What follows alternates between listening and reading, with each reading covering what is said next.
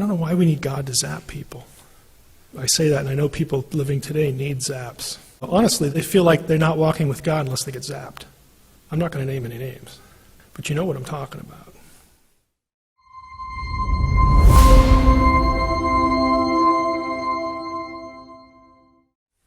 Jesus' parable with flatness and original apply to this? Is that something separate from the Old Testament?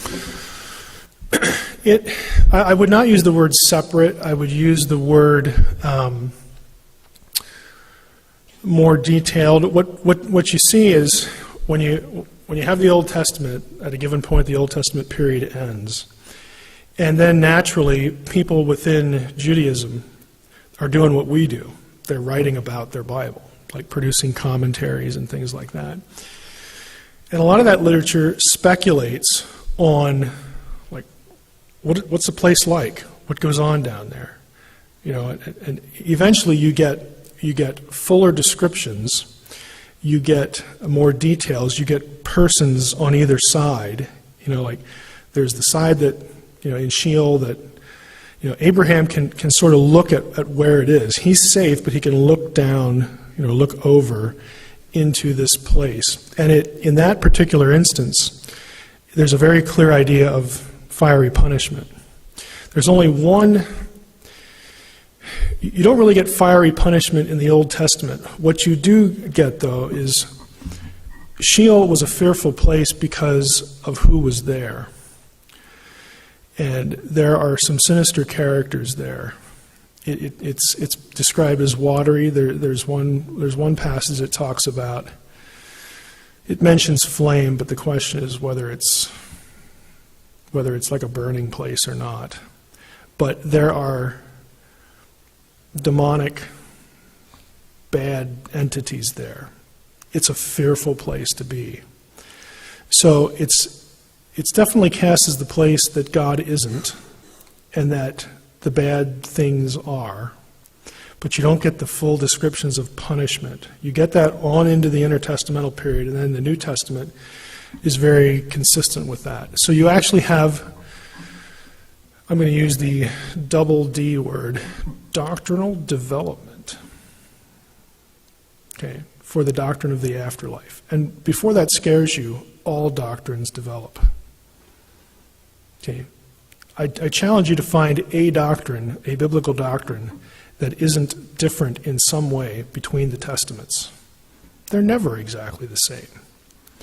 They progress. We believe in something called progressive revelation. You say, those books in the middle, those intertestamental books, they're not part of Revelation. No, they're not.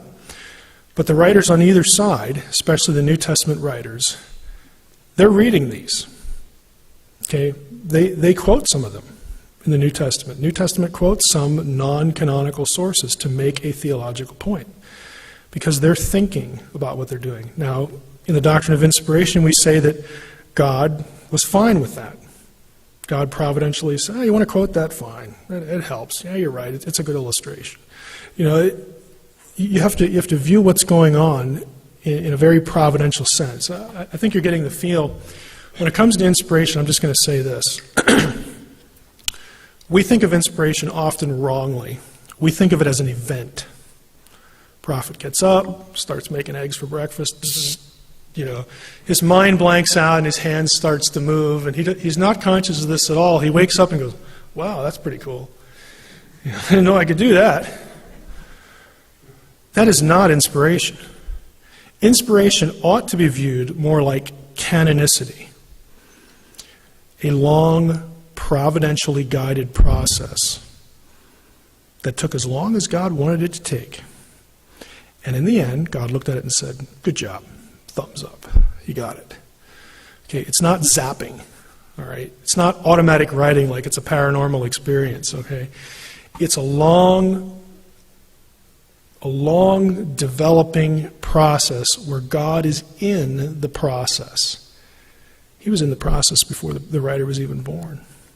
He's preparing the environment into which that writer will be born. He's preparing the parents. He's preparing the education. He's preparing everything about that guy or that collection of guys ahead of time. He sees all that because at the end of the trail, God wants to look at it and say, you got it. Now from this point on, just start copying it. No changes. We're done. Just copy the thing now. And then again, that sets up its own set of circumstances. We have to get away from this cartoonish idea of inspiration. And doctrinal development is one of those. God says, there's an afterlife. I'm going to tell you a little bit about it. Come on, psalmist, cough it up, start writing. He writes down, again, what he understands of it. God says, okay, that'll do. Good enough for now. Time goes on. We're out of the Old Testament period. You got a lot of Jewish writers speculating on things. New Testament period comes along. Peter wants to write something about the underworld or the afterlife. And he happened to read 5 years ago this book by Philo over here. And God says, that was a pretty good book by Philo. I mean, I didn't really tell him to write it, but it was a good book. Why don't you remember that page?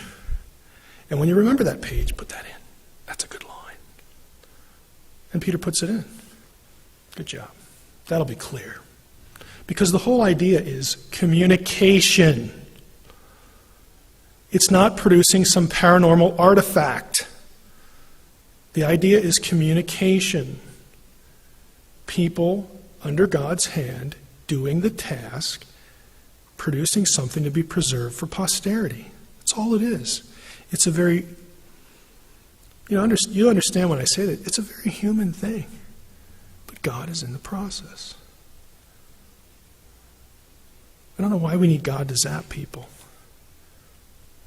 I just don't get it. I say that, and I know people living today need zaps. Because they know, honestly, they feel like they're not walking with God unless they get zapped. I'm not going to name any names. But you know what I'm talking about. Okay. God can't be real unless I'm zapped. Well, actually, he can. If you think a little bigger, he can.